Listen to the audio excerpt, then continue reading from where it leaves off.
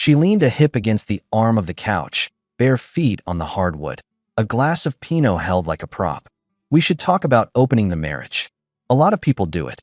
It's freeing. The steak on the electric grill hissed at me like it had an opinion. I set the tongs down. Freeing from what? I asked. Obligation. Don't dramatize. Fidelity is an outdated cage. I kept my voice flat. Don't bring this up again. Her eyelids narrowed. Or what? Or we stop pretending this is a marriage. We stared a full count. She took a deeper sip, jaw set, and walked off with a tight swing of the glass like she needed it louder.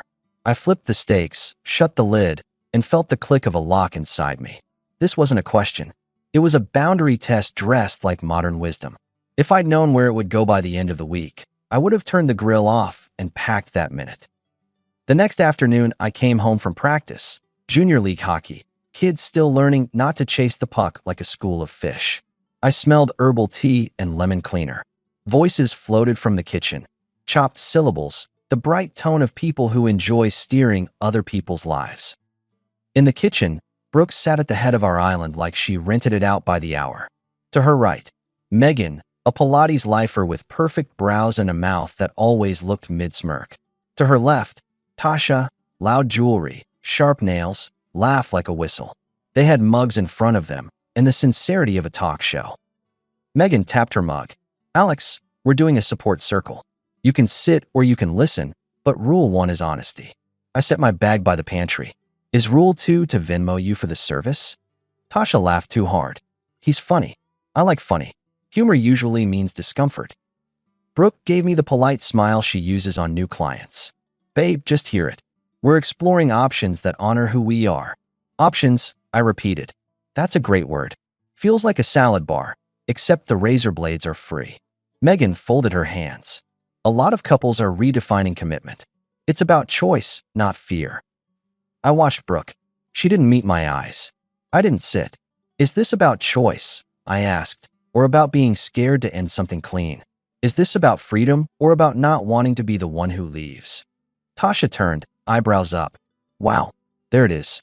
Just a question, I said. Brooke lifted her mug. We're trying to talk like adults. Then let's talk like adults. If you want out, say out. If you want freedom, go. But don't frame it as bravery while you pocket the safety net. Megan's tone went condescending sweet. You sound rigid. Rigid men tend to struggle with evolving. Rigid, I said, is pretending something's mutual when it's a monologue with props. Tasha nudged Brooke with an elbow. Does he always mansplain monogamy? Brooke didn't blink at that.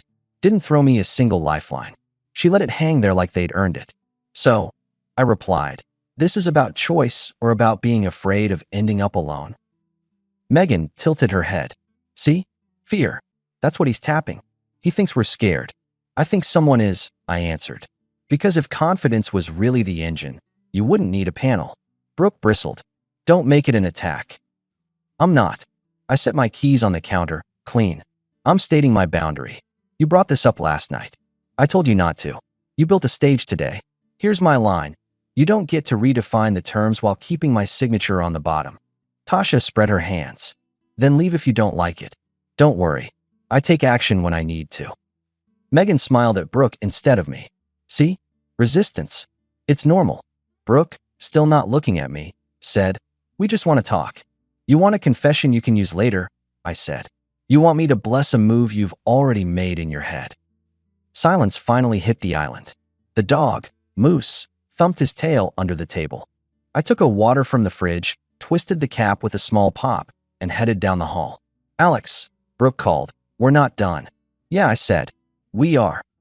That night, I carried a pillow down the hall to the guest room. I didn't slam doors. I didn't leave a note. When Brooke walked past the doorframe and stopped, I kept rolling the pillowcase with steady hands. Really? Her voice was low. Until further notice, I replied. You wanted different terms. This is my half. She laughed once. Dramatic. No. Logistics.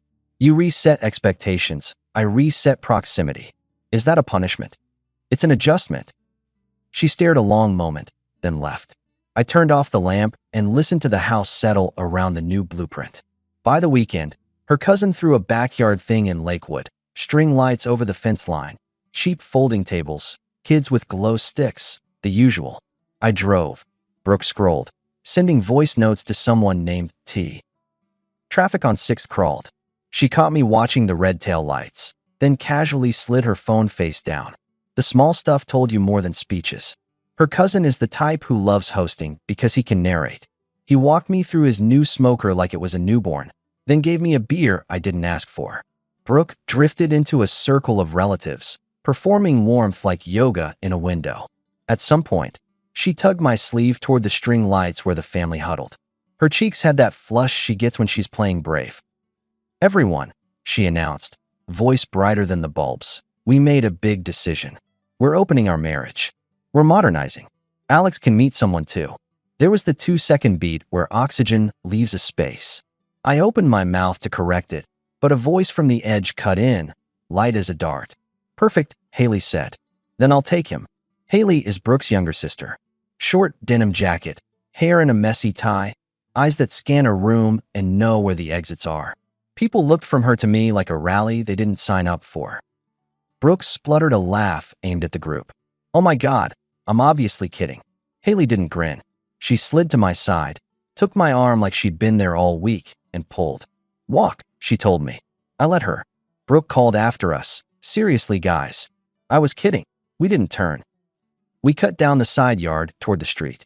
Haley let go only when we hit the sidewalk. "That was a stunt," I said. "It was," she answered. She's been telling people all week she's exploring what love means. Translation: she wants a pre-approval stamp. "You don't sound shocked." I grew up next to the act. She looked up at me. "Do you want out, Alex?" "I want respect. Those aren't opposites."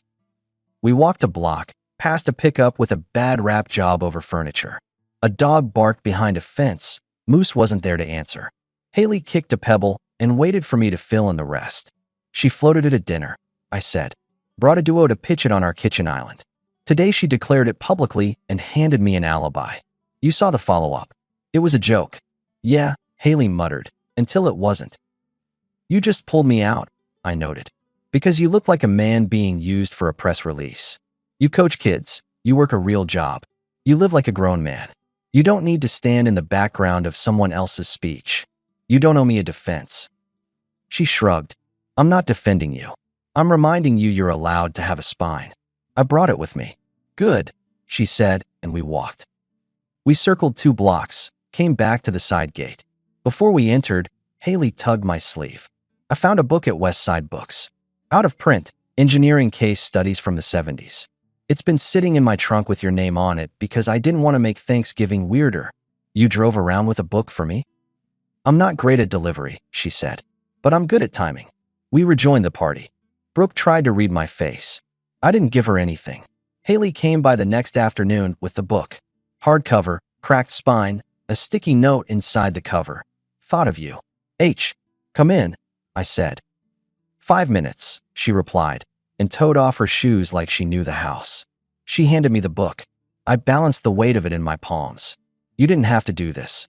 "I wanted to," she said. Brooke's car wasn't in the drive. She had a Sunday night hot yoga class she liked because the mirrors were friendly. Haley and I sat at the table. I made coffee without asking. She took it black. We talked work. She's in property management. She can read a lease faster than most people read text threads. I'm an engineer, structural, numbers that can hold weight or bury you. We skimmed small talk and parked it quiet. Haley set her cup down. "I'm not here to gossip. I'm here because you looked alone in a crowd where you've paid the mortgage." "I'm not lonely," I said. "I'm clear." "That's different," she answered and didn't push. We were eating eggs when Brooke came through the door like weather, hair damp, keys loud. She stopped cold at the sight of her sister at our table. "You two having brunch?" Her voice carried that bright slice. "Cute. Haley brought me something," I said, holding up the book. "Sure. Of course she did." Brooke's laugh was a small knife. "Haley, what are you doing?" "Being a person," Haley said. "Hi, by the way." "Get out." "No," I put in, voice even. "She's staying. She'll take the guest room tonight." Brooke tried to process the sentence. "Excuse me. You announced new terms in public. Here are mine in private. You don't control who I seat at my table. Haley is family. She's my guest. Guest room's made up. She's staying." Brooke's eyes flashed to the hallway where I'd slept 2 nights. She caught the math. Boundary, then boundary. She set her bag down like a threat. You can't, she started. I can't, I said. I just did. Haley didn't flinch. I can get a hotel. You're staying, I told her and stood. I'm grilling chicken. You want any? Haley just nodded. Brooke watched the exchange with a face that struggled between outrage and calculation. She didn't pick a lane. She grabbed her bag and went upstairs. A door shut. Water ran hard. I heard the bathroom vanity drawer open and close 3 times. We ate on the patio. Haley opened the book, read a paragraph out loud about a bridge that failed because the load assumptions were optimistic. People lie, she said. Physics doesn't. I teach that to the kids, I replied. You can't skate on vibes. Brooke didn't come back down until after 9. Haley was already in the guest room. I was rinsing plates. So that's how it is? Brooke asked, leaning on the doorframe. That's how it is, I answered. Your wife can be replaced by your wife's sister at dinner, and you're fine with it? No one replaced anyone. I set a rule. You don't drag my name into your hobby and expect me to keep seating you at the head table. She shook her head, slower now. You're not yourself. I'm exactly myself, I said. I'm finished subsidizing disrespect. I told you not to bring it up. You brought it up louder. I moved to the guest room. You took it to a family microphone. I invited your sister to the guest room. That's the cause and effect we're living in. You're being cruel. I'm being clear. She swallowed it. It didn't go down easy. Tomorrow night, she said suddenly, softening. Let's just be normal. I'll cook. We'll watch something dumb. No yoga, no friends, no noise. Tomorrow night I've got plans, I replied. With who? With a book club at that coffee place on Monroe, I said. Haley invited me.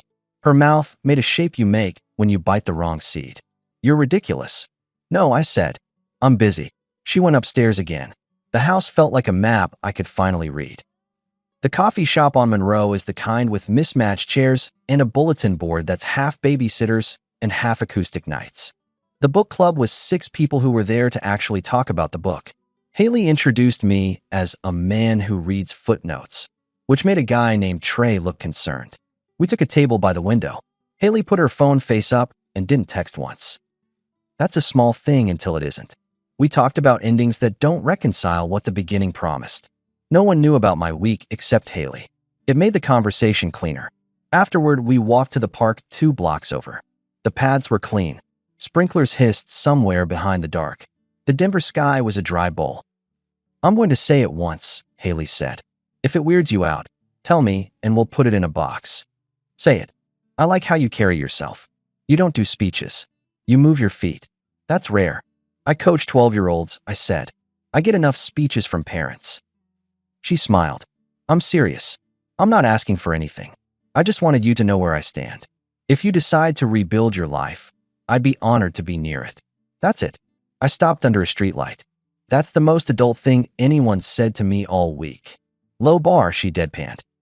Footsteps hit the path behind us, fast enough to be a choice. I turned. Brooke came out of the dark like she'd been tracking a signal.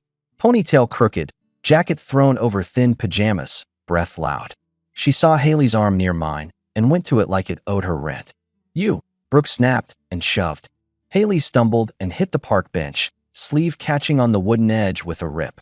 You think you can wreck my life and sit there like a saint? Haley kept her balance and her jaw. Brooke, go home. Don't tell me where to go. Brooke shot back.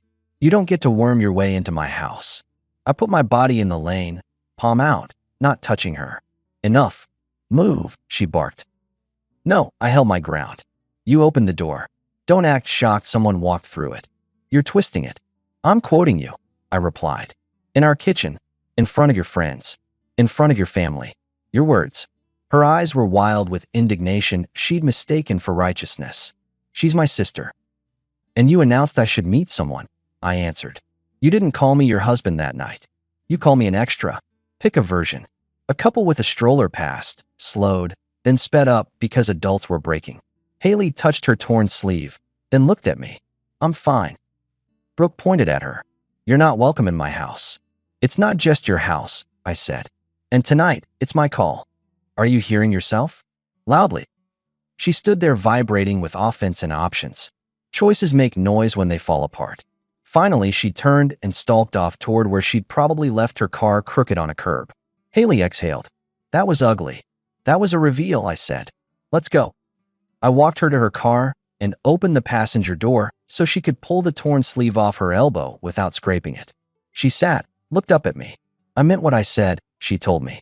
I'm not trying to blow up your life. I'm offering you a calm place if you want it. I know. Are you okay? Better than okay, I said. I'm done bargaining. I watched her drive off, then drove home to the quiet of a house I no longer had to pretend about. Brooke was waiting at the bottom of the stairs, sitting on the second step like a kid caught cheating at a board game. Mascara smudged, phone face down beside her like a retired weapon.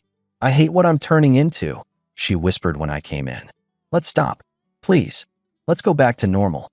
I'll be what you need. I'll fix it. I will. I kneeled because I'm not a monster. I put my forearms on my thighs and looked her level. You called fidelity a cage, I said. You brought people into our kitchen to sell me freedom. You walked me into a backyard and declared me optional. You pushed your sister in a park. Those are facts.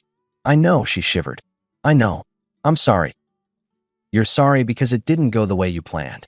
I'm sorry because I lost control, she said, and then realized what she'd confessed and tried to backfill. I mean, I lost myself. Maybe both. I don't want to lose you.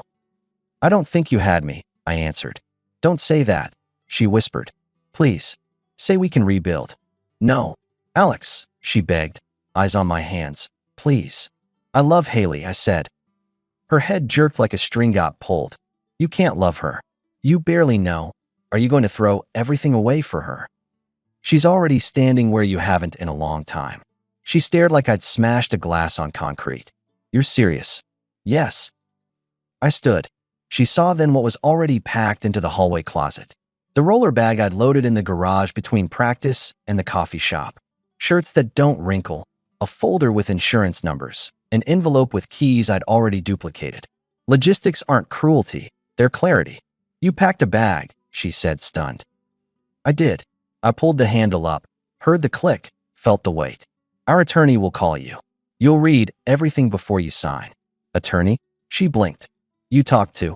I'm not standing here asking permission, Brooke. I'm informing you. You pushed a door open. I walked out of it. Can we at least? No. I picked up Moose's leash from the hook and buckled it on his collar. He looked at me like, finally, a plan. I turned for the door. Lock up when you're done crying. Or don't. Either way, the locks change Wednesday. I didn't slam the door. The night was cold and dry.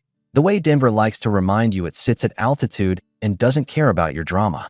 Moose trotted beside me like he knew we were switching addresses. I didn't crash at a buddy's place. I'm not a college kid. I took a short-term rental in Littleton that next day, one bedroom over a barber shop with a balcony that caught honest light. I moved clothes on hangers because boxes make everything feel like a crisis. I set 2 coffee cups on the counter even though it was just me, because I wanted the second to be there on purpose. I sent a single text to my assistant coach, Mark, shifting some evenings. He's ex-Air Force, minimal questions, maximum follow-through. Copy. I'll cover Tuesdays. You good? Perfect, I replied. Haley texted that afternoon. Are you safe? I sent a photo of Moose asleep on a mat by the balcony door. We're fine. She wrote, good. I'll drop meals at your door tonight. Not staying unless you ask. I'm respecting lanes. I typed, come in. My lanes are clear. By evening, she arrived with a paper bag, not reusable canvas with slogans. Real food. No speeches. She set the containers on the counter and took in the place with one slow glance. This works, she said. It looks like a place where a grown man lives. Low bar, I said. She smirked. Fair. We ate on the balcony, Moose pressing his head against my leg like he approved of the seasoning. Haley talked about a tenant who wouldn't stop drilling after hours. I told a story about a 12-year-old defenseman who thinks stick-on puck is optional until his man scores. We traded adult, ordinary details. That's the kind of intimacy people forget is rare. My phone buzzed twice with unknown numbers. I let them go to voicemail. One new message from Brooke. Please answer. I didn't.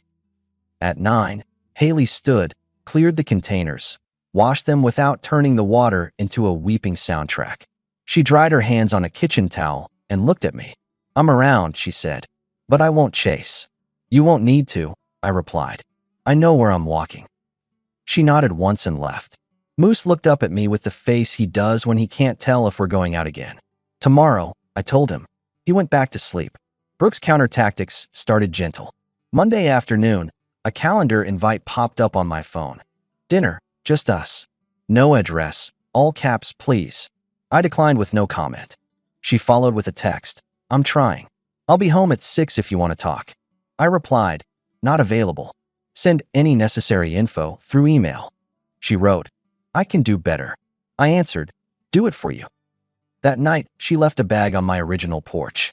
Inside, a hoodie she'd bought me from some mountain town shop, a photo from our first place, a burner-level letter about how she's realized everything. I left the bag with the neighbor who waters our planters. He's retired, ex-carpenter, a man who knows a waste of energy when he sees it. He nodded when I asked him for the favor. Doors get funny when people don't respect hinges, he said. Tuesday at practice, I added a drill I stole from a coach in Minnesota years ago. Short burst breakouts with a hard stop at the blue line, then immediate reset. You teach kids that if they skate past the blue line, they're chasing. They have to learn to not chase. After, I stayed on the ice with Mark. He skated to the board and rested an elbow on the top edge. Rumors? He asked. I don't read them. You good? I'm making decisions like a man, I said. Then you're good, he replied, and pushed off. He doesn't need gossip to slapshot drills. Wednesday, the locksmith came. I'd scheduled it Monday. He was quick, polite, and didn't ask. Brooke wasn't home. She'd moved sessions to her studio to avoid the quiet echo. I texted her the new key pickup details with the line, entry by appointment. She sent back a storm of dots that meant everything she wanted to say and none of it I needed to read. Thursday, she showed up at the rink. She waited by the glass until I came off. 10 minutes, she asked. 2, I said. She took a breath like she was about to free dive. I'm sorry. I was trying to have it both ways. I panicked. I thought if everyone heard it, it was less real. I don't want to be this person. I want to fix it. I can change. I'll go to counseling. You're making promises to a man who no longer takes them, I told her. She pressed her lips together to stop the next words. Does she make you feel powerful? She makes me feel calm. Calm is boring. That's your thesis, I said. Not mine. She tried a smile that used to work in arguments where stakes were laundry. You used to find me fun. I used to find you respectful. A mom walking by with extra gloves for her kid slowed like she might witness a car crash. I looked at Brooke and kept my voice neutral. This isn't a negotiation. You can live however you want. I'm living without you. You're choosing her. I'm choosing me, I answered. She's aligned with that. Brooke shook her head like she could rattle something back into place. You won't leave. You're not that guy. I am exactly that guy. I stepped around her. Take care, Brooke. She didn't follow me to the locker room. By Friday night, the house was paperwork and logistics. The attorneys sent initial drafts. Brooke replied through hers with edits about timelines and the dog. I came into the old place to get Moose's vet records and a box of tools. Brooke was seated where I'd left her days ago, like moving would admit the new map. You're really doing this, she said. I've already done it. She looked around our kitchen like a set after everyone left. You walked out with a suitcase and turned my life off. No, I corrected. I turned my life on. She squared her shoulders. I want the house. You can have the mirrors, I said. I'll take the equity on closing. I built my studio on this street because of this address. And I built my career the way I did so I could leave any address when it stopped being a home. She set a hand on the counter and spread her fingers like counting. Please, she said, and the word came out like a swallow. Stay? Let me prove. No, I said. I'm not interested in your demo. Alex, it's done. She slid to anger because soft failed. So that's it. You walk into my family's backyard, you flirt with my sister. You break us, and you get to be the hero? I laughed once because it was absurd on its face. I didn't walk into your family's backyard and do anything but stand there while you made an announcement. Haley pulled me to a sidewalk because she has better instincts than a lot of people I know. Brooke swallowed hard. She's my sister. Then treat her like one. You're ending us for a woman you've known a week. I'm ending us because you ended respect months ago. The woman I've known a week is the one person who didn't ask me to betray myself to make her feel modern. She was quiet a long beat. If you walk out now, there's no going back. That's the point. I grabbed the folder from the counter, the one with the vet papers. I looped Moose's leash and clipped it. Brooke stood in the doorway between kitchen and hall. "You still love me," she said, like she needed the line to fill the room. "I respect that we had years," I answered. "I won't respect what you've turned the last week into." She watched me move to the door. "Say something I can use to stay alive." "You'll be fine," I told her. "You're good at crowds." My hand hit the door handle. She called my name one last time, not a plea this time, more of a statement with nowhere to go. I opened the door. "Lock up," I said. "Or don't." I closed it gently. Life afterward wasn't a triumph parade. It was better. Quiet mornings, my own coffee, a view that didn't have my name erased from it. Work stayed good. The kids won 2 games we shouldn't have because they finally learned to pass without announcing it. I moved from the rental to a small place in Highlands Ranch with a garage deep enough for a workbench. I bought a used truck with clean lines and no vanity. The dog loved the yard like he'd won a bet. Haley never pushed. She kept showing up like a person, not a verdict. She came to a Saturday morning game and drank terrible rink coffee without complaint. She brought another book, wrote nothing on the sticky note that time, just slipped it into my hand before the puck dropped.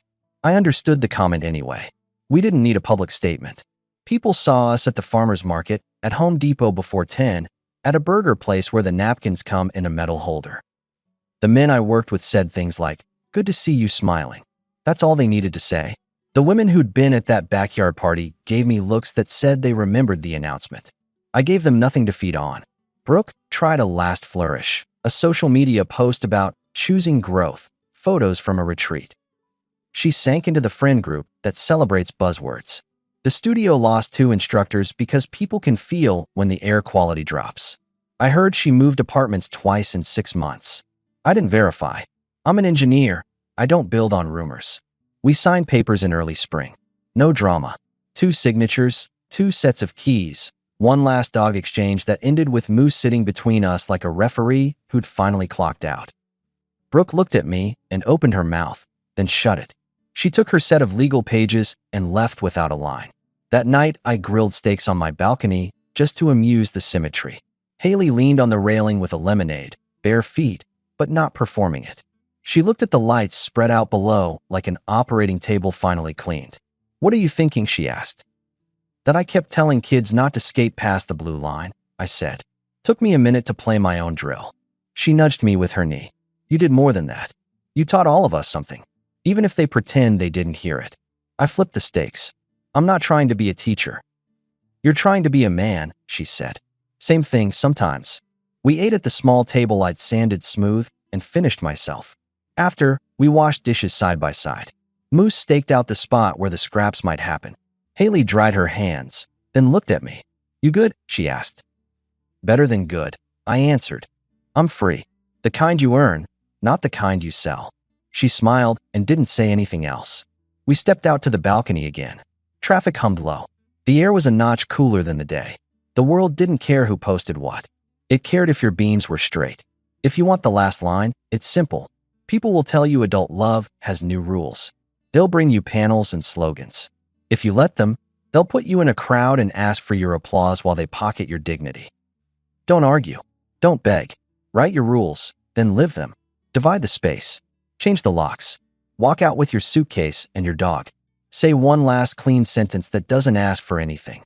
Then go cook your steak on your own grill, with someone beside you who doesn't need an audience to stand close.